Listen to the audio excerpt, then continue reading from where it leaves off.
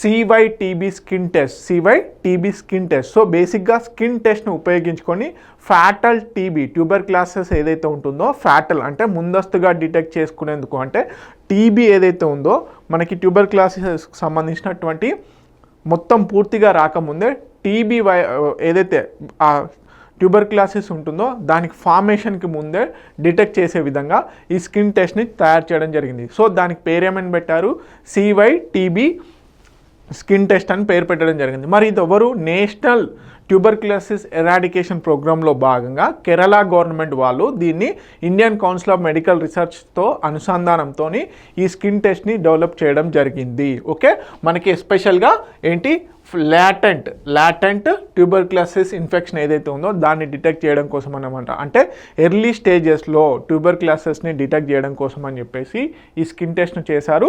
So దీనికి సంబంధించిన highlights ఏంటనే చూద్దాం. Okay, so latent tuberculosis infection కోసం అని చెప్పేసి ఈ స్కిన్ టెస్ట్ను తయారు చేయడం జరిగింది. ఓకే, సో దీంట్లో భాగంగా యాంటీజెన్స్ని ఏం వాడారు అంటే ESAT6 అని, అదేవిధంగా CFP10 అనే యాంటీజెన్స్ని వాడడం జరిగింది. ఓకే, నేషనల్ ట్యూబర్క్యులోసిస్ ఎలిమినేషన్ ప్రోగ్రాంలో భాగంగా ICMR Indian council of medical research, అదేవిధంగా స్టేట్ టీబీ యూనిట్స్, ఏది కేరళకు సంబంధించినటువంటి స్టేట్ టీబీ యూనిట్స్ వాళ్ళు సంయుక్తంగా దీన్ని డెవలప్ చేయడం జరిగింది. సో మేజర్గా అడల్ట్స్ ఎవరైతే ఉంటారో 18+ వాళ్ళ కోసం ఐడెంటిఫికేషన్ కోసం అని చెప్పేసి దీంట్లో చేశారు.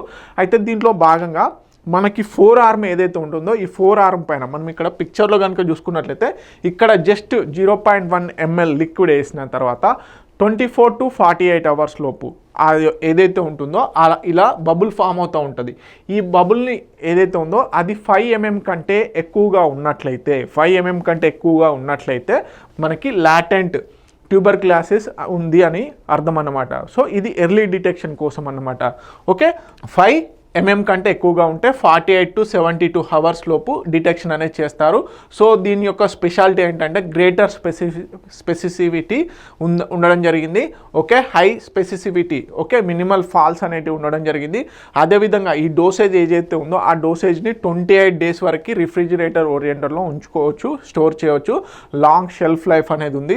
అదేవిధంగా simple logistics, ideal for field screening. Okay, మనకి ఏదైతే ఫీల్డ్ స్క్రీనింగ్లో ఇది చాలా హెల్ప్ అవుతుంది.